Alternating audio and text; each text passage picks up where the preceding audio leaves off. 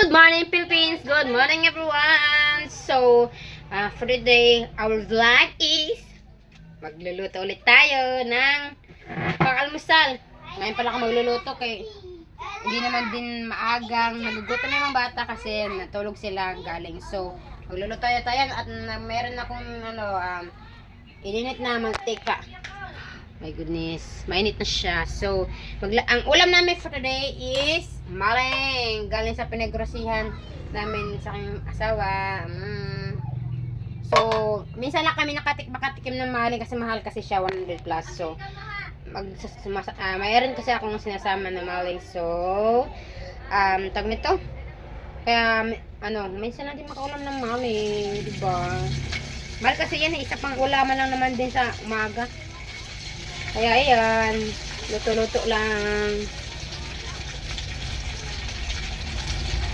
Oh, naglalagay na po tayo ng maling sa ating niluto. Oh, ayan, mga kabeshi, mga Inday Maria. Oh, diba? Oh, very simple cooking. Oh. Pag wala talagang asawa ko, ako yung nagluluto, mga Inday, mga Indoy. Diba? So, hindi ko naman kasi pinakabayan yung mga bata ko. Kailangan talaga makakain yan. Kaya gugutuman yung mga tiyan nila. Napansin nyo naman siguro no na ganito pa rin yung damit ko. So, hindi naman kasi ako araw-araw nagbibihis. Dahil alternate lang ako nagbibihis.